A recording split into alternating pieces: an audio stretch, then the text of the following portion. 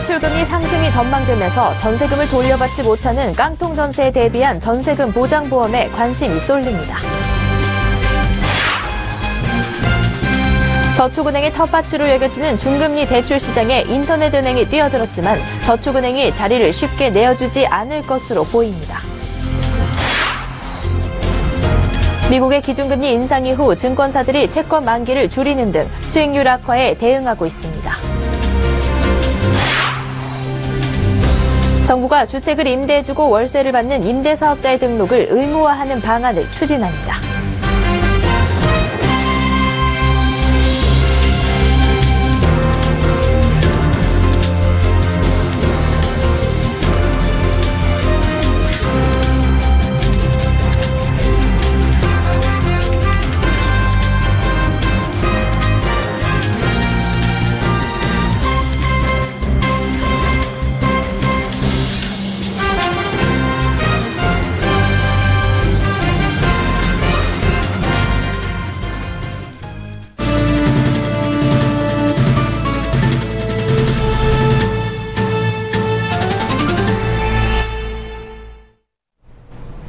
시청자 여러분 안녕하십니까? 센 경제현장 양한나입니다. 세입자는 혹시라도 집주인에게 전세금을 돌려받지 못하는 경우에 대비해 전세를 구할 때 집주인이 대출을 얼마나 끼고 있는지 확인하는데요.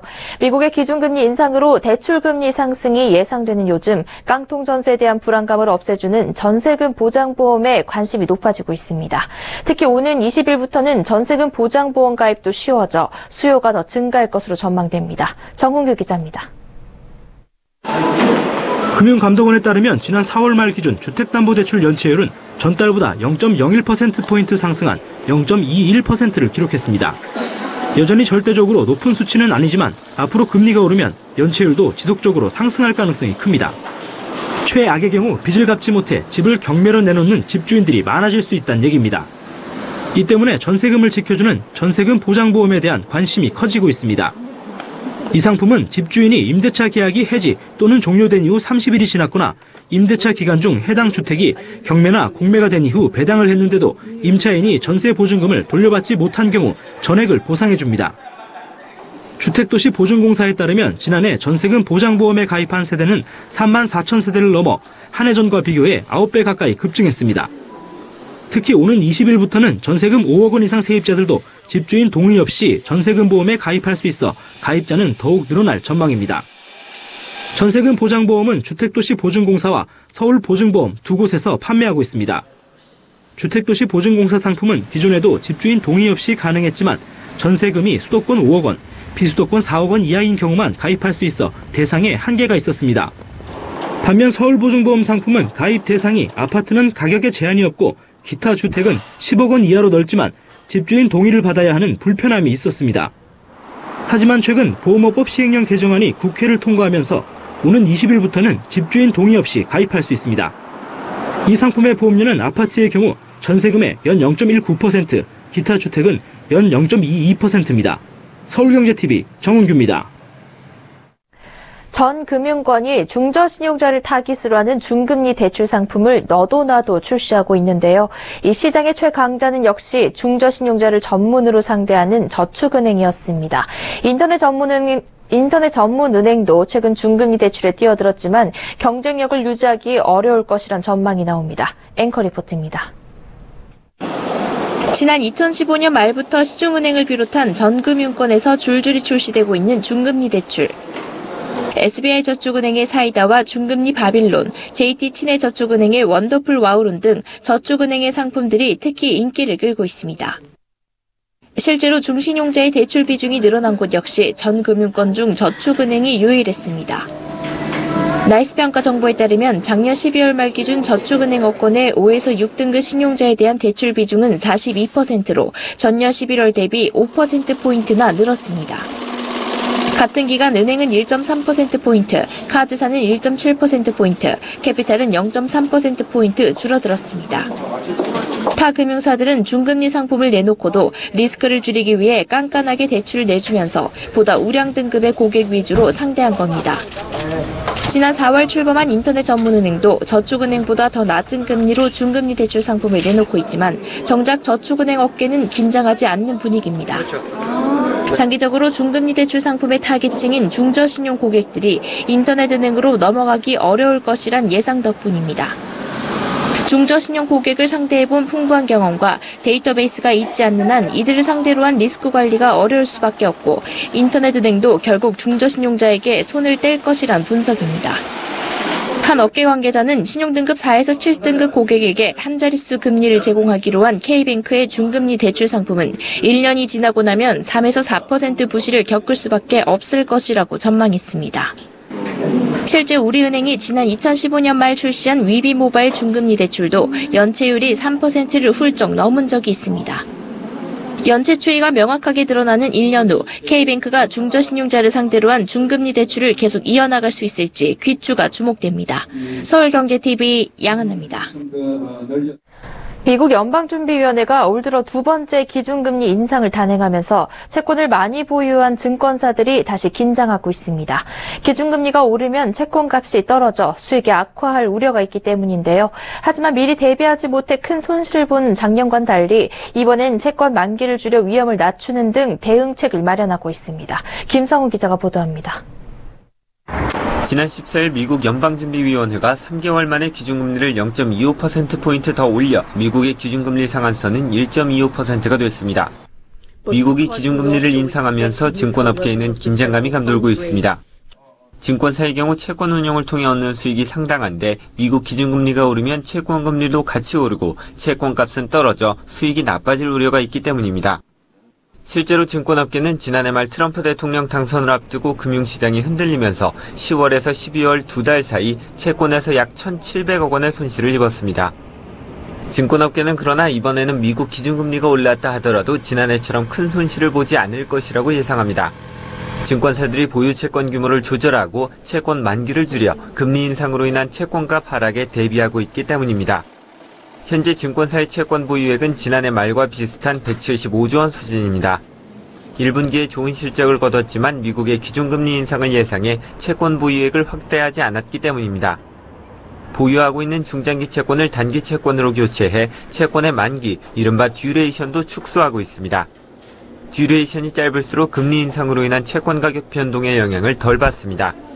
반면 상반기에 채권값 하락이 크지 않다는 이유로 여전히 공격적으로 채권을 운용하는 증권사들도 있습니다. 업계 관계자는 미국이 한 번 더 금리를 올릴 것으로 예상되는 상황에서 공격적 채권 운용을 유지한다면 수익원이 다양하지 않은 중소형 증권사의 경우 손실을 볼 가능성이 크다며 우려를 나타냈습니다. 서울경제TV 김성훈입니다. 정부가 주택을 임대 놓고 월세를 받는 임대소득자에 대해 등록을 의무화하는 방안을 추진하고 있습니다. 현재 임대사업자 등록은 강제사항이 아니어서 대부분 집주인들은 소득 노출을 우려해 등록을 꺼리고 있는데요. 업계에선 소득에 대해 정당하게 세금을 내는 조세 정의가 실현될 것이란 의견과 함께 투기 수요로 인한 집가 급등도 억제할 수 있을 것으로 기대하고 있습니다. 보도에 정창신 기자입니다. 부동산 시장에서 임대소득자 등록을 의무화하자는 얘기는 수년 전부터 논의돼 왔습니다. 국토교통부 장관 후보자인 김현미 의원은 지난 2014년 3채 이상 보유자가 한 채 이상을 임대하면 임대사업자로 의무 등록하게 하는 내용의 임대차 등록제 법안을 발의한 바 있습니다. 문재인 대통령도 대선 후보 시절 고소득자에 대한 세금을 강화하겠다고 공약한 만큼 다주택자를 겨냥한 세제 방안이 나올 것으로 예상되고 있습니다. 최근 부동산 시장은 재건축 일부 단지에서 아파트값이 한 달 새 1억 원씩 오르는 등 과열 양상을 보여왔습니다. 업계에선 다주택자에 대한 임대주택 사업자 등록을 의무화하면 투기 수요로 인한 주택가격 급등을 억제할 수 있을 것이란 분석이 나오고 있습니다. 국토부는 임대사업자 등록 의무화와 관련해 의무화에 따른 부작용을 최소화할 수 있는 방안을 신중히 검토하고 있다고 말했습니다. 실제로 업계에선 임대사업자 등록이 의무화되면 겉으론 신고를 하고 월세를 적게 받는 것처럼 이면 계약을 할 가능성도 있고 신고 자체를 회피해 불법자를 양산할 수 있다고 관측하고 있습니다. 국토부 관계자는 임대사업자 등록을 유도하기 위해 지금의 세제 혜택을 더 늘리는 것도 방법일 수 있다고 설명했습니다. 현재 주택임대사업자로 등록해 세금 혜택을 받으려면 4년간 의무 보유했을 경우 취득세는 면제, 재산세는 전용 60제곱미터 이하면 50%가 감면됩니다. 임대사업자로 등록하면 양도소득세와 종합부동산세는 수도권 6억 원 이하 주택을 5년간 의무 보유해야 면제됩니다.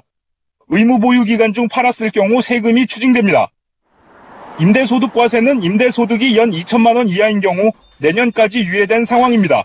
서울경제TV 정창신입니다. 정부의 첫 강제 리콜을 받은 현대기아차가 순차적으로 리콜을 실시하고 있습니다. 대상은 제네시스와 에쿠스, 모하비, 소나타, 소나타 하이브리드, 산타페와 소렌토, 카니발 i30, 아반떼 등 총 12개 차종으로 24만여 대 달합니다. 과연 내 차량이 리콜 대상인지 또 어떻게 리콜을 받아야 하는지 리콜 방법에 대해 궁금해하시는 분들 많으실 텐데요. 리콜이 결정되기 전에 자비로 수리한 비용도 돌려받을 수 있다고 합니다. 김혜영 기자입니다. 리콜은 제품의 결함을 발견해 보상해주는 소비자 보호제도입니다. 우선 차량이 리콜 대상에 해당되면 자동차 제조사는 소유주에게 문자를, 교통안전공단에서는 우편물을 발송해 알립니다. 이외에 내 차량이 리콜 대상인지 여부를 알아보기 위해서는 국토부에서 운영하는 자동차 리콜센터에 접속해 간단하게 차량 번호를 입력하면 확인할 수 있습니다. 수리는 현대기아차 서비스센터나 협력업체를 방문하면 됩니다. 가까운 서비스 센터 위치는 리콜 대상 고객 통지문에 안내되어 있습니다. 미리 예약을 하지 않아도 무상 수리나 부품 교환이 가능하지만 워낙 리콜 대수가 많다 보니 빠른 처리를 위해서 예약은 필수입니다. 만약 리콜이 되기 전에 자비로 수리했다면 비용을 청구할 수 있을까? 가능합니다. 제조사가 리콜을 개시한 시점으로부터 과거 1년 내에 수리한 소유주들은 법에 의해 전액 보상받을 수 있습니다. 서비스 센터에 가서 자동차 점검정비 내역서, 수리 내역 영수증, 자동차 등록증, 신분증, 입금 통장 사본을 준비해가면 수리비를 돌려받을 수 있는 겁니다. 그렇다면 직영 협력사가 아닌 동네 카센터에서 수리했어도 보상을 받을 수 있을까? 이 역시 가능합니다. 또한 리콜을 시작하는 날짜는 차종별로 다르지만 리콜을 받을 수 있는 기한은 정해져 있지 않아 언제든 가능합니다. 자동차 결함은 한순간에 사고로 이어지기 마련입니다. 하루아침에 운전자가 불기에 객이 되거나 누군가의 소중한 삶을 송두리째 짓밟는 파괴자로 만들 수도 있습니다. 그러나 실제 리콜에 응해 결함을 고치는 시정률은 지난해 70% 수준에 그쳤습니다. 리콜 대상 10대 가운데 3대는 확인된 결함에 대한 무상 수리조차 받지 않았다는 얘기입니다. 결함을 가지고 도로 위를 달리는 차는 시한폭탄이자 공포의 대상으로 전락할 수 있습니다. 리콜 홍수 속에서 내 차가 리콜 대상인지 꼼꼼히 알아보는 자세가 필요합니다. 서울경제TV 김혜영입니다. 정부가 5세 이하 아동들을 대상으로 한 달에 10만 원씩 지급하는 아동수당을 내년부터 도입하기로 했습니다. 국정기획자문위원회는 내년부터 기초연금을 인상하기로 방침을 정한 데 이어 아동수당 역시 공약대로 이행하는 것으로 가닥을 잡았습니다. 앞서 문재인 대통령은 지난 대선에서 아동수당 신설을 약속하고 5세 이하 아동에게 월 10만 원 지급을 시작으로 단계적으로 이를 인상하겠다고 밝혔습니다. 여권과 국정기획위 관계자들에 따르면 정부는 당장 이에 필요한 재원을 내년도 예산안에 반영할 방침입니다. 예전이 안녕? 중국 정부가 한국 기업 24곳을 포함한 수입산 식품과 화장품 기업 블랙리스트를 공개했습니다. 한국무역협회 베이징 지부에 따르면 중국 국가질량감독검역 검역총국은 최근 3년간 통관이 거부된 적이 있고 불량기록 통보 건수가 규정치를 초과한 기업 명단을 공개했습니다. 블랙리스트에는 외국 수출업체 211개, 외국 생산업체 203개, 중국 내 수입업체 217개가 포함됐습니다. 이 중 한국 기업은 생산업체 14개, 수출업체 10개가 들어갔습니다. 불량 기록이 누적돼 블랙리스트에 오른 기업의 제품을 수입하려면 정부가 지정한 검측 보고서와 합격 증명서를 제출해야 합니다. 블랙리스트 기업은 제품 품질 개선 등을 통해 중국 정부로부터 불량 요인이 사라졌거나 현저하게 감소했다고 인정을 받아야 명단에서 제외될 수 있습니다. 국내 금융회사 사회이사 4명 중 1명은 전직 정부 관료나 금융공기업 출신 등 낙하산 인사인 것으로 밝혀졌습니다. 오늘 한국금융학회 특별정책심포지엄에서 이창민 한양대 교수와 정준영 중앙대 교수가 발표한 보고서에 따르면 2011년부터 2015년까지 비상장사를 포함한 515개 금융회사를 분석한 결과 이사회 규모는 평균 7명이고 그중 사회이사가 53%로 절반이 좀 넘었습니다. 사회이사 출신 직업으로는 대학 교수가 29.7%로 가장 많았고 금융공기업 출신이 7.9%, 정부 관료 출신은 14.5%이며 그중 차관급 이상 관료 출신은 3.9%로 조사됐습니다. 이 교수와 정 교수는 낙하산 사회이사들이 총 자산 수익률 등 금융회사의 실적에 큰 도움을 주지 못하고 있다고 지적했습니다. 특히 금융공기업 출신 사회이사들은 ROA와 마이너스 관계라고 분석했는데 연구개발 지출이 많거나 불확실성이 높은 기업 등 사회이사의 감시 기능이 중요한 곳에서도 사회이사들이 성과나 가치를 창출하지 못하고 있다고 진단했습니다. 이들은 사회이사 등 정관 예우가 관료들에게 암묵적 연금 역할을 하고 있다며 이에 대한 개선책으로 조기 퇴직을 막고 정년을 보장해주는 방안과 사회이사 후보 추천위원회의 독립성을 강화하는 방안을 제안했습니다. 정유사들이 잇따라 중간 배당을 검토하고 있습니다. SK이노베이션은 어제 중간 배당을 받을 권리주주를 확정하기 위한 중간 배당 기준일을 6월 30일로 하겠다고 공지했습니다. 해당 날짜에 주주 자격이 있어야 중간 배당을 받을 수 있다는 의미입니다. SK이노베이션은 중간 배당 여부가 아직 확정되지 않아 중간 배당 일정이나 배당액도 정해진 바 없다고 덧붙였지만 업계는 이르면 다음 달 이사회 이후 8월께 중간 배당이 이뤄질 것으로 예상하고 있습니다. 현대중공업그룹의 지주회사 격인 현대로보틱스도 지난 12일 자회사 현대오일뱅크의 중간 배당을 위한 기준일을 이달 30일로 정했다고 공시했습니다. 현대로보틱스 역시 중간 배당 여부는 앞으로 이사회에서 결정될 예정이라고 했지만 조만간 중간 배당을 할 것으로 전망됩니다. 배당을 많이 하기로 유명한 에스올 역시 이미 지난달 18일 중간 배당을 위한 기준일을 공시했습니다. 정유업계 관계자는 중간 배당은 대표적인 주주 환원 정책의 하나로 회계연도 중간에 하는 만큼 회사가 그의 실적에 자신이 있다는 의미로 볼 수 있다고 설명했습니다. 소셜커머스 업체 위메프가 지난 14일 발생한 개인정보 노출 사고로 실제 유출된 고객 정보는 420건이라고 설명하고 고객들에게 불편을 끼쳐드려 진심으로 사과드린다고 밝혔습니다. 위메프는 관리자 페이지를 업데이트하는 과정에서 전산상 오류로 일부 고객들의 이용하지 않은 위메프 포인트를 현금으로 환불받은 내역이 노출되는 오류가 발생했다고 해명했습니다. 대우건설과 롯데건설이 라오스의 대형 석유기업과 손잡고 수력발전과 인프라, 부동산 개발 사업을 추진한다고 밝혔습니다. 라오스는 인도 차이나 반도의 물류 중심지로 태국과 베트남 등 인접국에 전력을 수출할 수 있는 가능성이 부각되면서 최근 에너지 분야를 중심으로 관심받고 있습니다. 자유한국당 박성중 의원이 올해 말로 종료되는 재건축 초과이익 환수제의 부담금 부과 면제 기간을 올해 말에서 2020년 말까지 3년 연장하는 내용의 재건축 초과이익 환수에 관한 법률 개정안을 대표 발의했습니다. 하지만 부동산 전문가들은 최근 강남권 재건축 단지 가격이 급등한 만큼 초과이익 환수제 유예 가능성이 낮다고 보고 있습니다.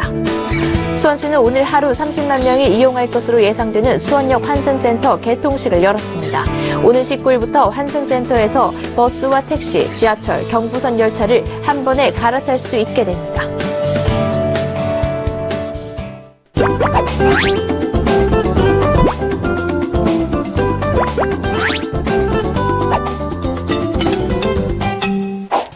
최근 자주 오는 찌라시입니다. 문재인 대통령 공약인 가계통신비 인하로 오늘부터 요금 할인이 20% 된다는 건데요. 전화를 해보면 안녕하십니까? 선택 약정 할인 전문 상담센터입니다. 벌써 시행한 지 3년이나 된 20% 선택 약정을 소개합니다. 그만큼 핸드폰 요금 할인 혜택에 대해 모른다는 건데요. 단말기 가격부터 통신요금 그리고 최근에는 결합상품까지 나오면서 복잡한 가격 체계로 인해 통신요금에는 호갱이 많은 것으로 유명한데요. 이 핸드폰을 살 때에도 통신요금을 낼 때에도 호갱이 되지 않으려면 어떻게 해야 할까요? 오늘 센즈라이프에서 소개합니다.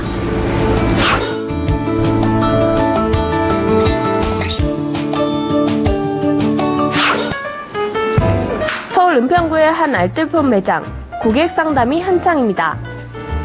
무제한 요금제를 사용하고 싶었는데 여기서는 10기가의 무제한 요금제가 33,000원밖에 안 하더라고요. 그래서 절반 정도의 요금으로 데이터를 사용할 수 있어서 좋은 것 같습니다. 알뜰폰은 이통3사의 통신망을 빌려 소비자에게 이동통신 서비스를 제공하는 건데 이통사보다 저렴한 요금이 장점입니다. 우선 핸드폰을 살 때 알뜰폰 요금제를 쓰면 단말기에 따라 기존 이통사보다 최대 2배나 높은 40%까지 약정 할인을 받을 수 있습니다. 알뜰폰 요금제로는 효도폰, 피처폰만 쓸 수 있다는 오해가 있지만 최근에는 갤럭시 S8과 같은 프리미엄 폰도 알뜰폰 요금으로 개통할 수 있습니다. 이미 사용하는 단말기가 있는 경우에는 알뜰폰에서 유심만 바꿔 끼면 알뜰폰 요금제를 쓸 수 있는데 통신비를 30%에서 절반까지도 낮출 수 있습니다. 알뜰폰에서 요금제 선택이 중요한데 홈페이지 알뜰폰 허브에서 맞춤 요금제 상품 검색을 이용하면 추천받을 수 있습니다. 또 전화를 거의 쓰지 않고 받는 용도로만 사용할 경우에는 기본료 없이 쓴 만큼만 통신비를 내는 영원 렌탈폰도 활용할 수 있습니다. 직영 대리점이 많지 않지만 통신 3사 서비스가 모두 가능한 핸드폰 판매점에서도 개통할 수 있고 인터넷 홈페이지에서 가입하면 일부 알뜰폰 업체에서는 당일 배송을 해주는 서비스도 운영하고 있습니다. 통화 품질이 좀 많이 떨어지는 게 아니냐라고 이제 소비자분들이 많이 오해를 하시는데 이 망을 사용하기 때문에 통화 품질은 동일하고요. 요금이 싸다는 게 가장 장점으로 부각이 되고 있습니다. 기존 이통사에서 핸드폰을 살 때는 약정기간 20% 요금 할인과 공시지원금 둘 중 하나를 선택할 수 있는데 2년 만기를 가정했을 때 선택약정이 유리합니다. 최근 나온 삼성의 갤럭시 S8을 예로 들면 출고가는 94만 5천 원, 여기에 통신사들이 주는 지원금이 최대 26만 4천 원으로 유통점에서 주는 지원금 15%까지 받으면 63만 원대의 핸드폰을 살 수 있습니다. 그러나 요금 할인을 선택하면 2년간 요금의 20%를 할인받아 최대 52만 8천 원을 아낄 수 있습니다. 공시 지원금을 받을 때보다 20만 원 이상 저렴한 겁니다. 그러나 주의할 점도 있습니다. 약정기간 2년을 못 채울 경우 위약금까지 내야 하니 핸드폰 교체 주기가 빠른 경우 공시 지원금을 받는 게 더 유리할 수도 있습니다. 요금제에 따라 달라지지만 보통 18개월까지는 단말기 지원금 혜택이 더 큽니다. 요금제를 선택할 때는 나에게 맞는 요금제가 뭔지 꼼꼼히 따져봐야 합니다. 미래창조과학부가 운영하는 스마트 초이스라는 홈페이지에 들어가면 알맞은 요금제를 찾을 수 있습니다. 홈페이지에 이동전화 요금제 추천에 들어갑니다. 여기에 연령과 약정기간, 음성, 데이터, 문자메시지 평균 사용량을 입력하면 이동통신 3사의 요금제 가운데 해당 조건에 맞는 것을 추천해줍니다. 마지막으로 각종 할인을 쏙쏙 챙겨야 합니다. 우선 선택약정 할인제입니다. 핸드폰을 처음 사고 2년이 지난 경우 선택약정 할인 혜택을 다시 또 받을 수 있습니다. 1년이나 2년 더 사용하겠다고 약정을 하면 매달 내는 요금을 20% 할인받을 수 있는 겁니다. 이 역시 핸드폰을 처음 살 때와 마찬가지로 약정기간을 못 채울 시에는 위약금을 내야 하므로 이는 주의해야 합니다. 통신 3사가 장기 충성 고객을 잡아두기 위해 출시한 결합 상품을 활용하는 것도 통신비 절약의 한 방법입니다. 가족 중에 같은 통신사를 쓰는 사람이 있으면 결합 상품으로 묶어 할인을 받을 수 있고 TV나 인터넷, 핸드폰을 묶어 결합 상품 할인을 받을 수 있습니다. 또 최근 통신사와 금융사 간의 제휴가 활발해지면서 신용카드 통신 할인도 많은데요. 현재 통신 3사와 제휴한 통신비 할인 혜택을 받는 신용카드는 30여 종에 달합니다. 신용카드 사용 실적별로 최대 3만 원까지 통신비를 캐시백 해줍니다. 가계 지출의 5.8%나 차지하는 통신비. 자신에게 맞는 요금제를 선택하고 다양한 요금 할인 제도를 활용해서 통신비 부담을 줄여보면 어떨까요? 서울경제TV 이보경입니다. 센 경제 현장 여기까지입니다. 시청해주신 여러분 고맙습니다.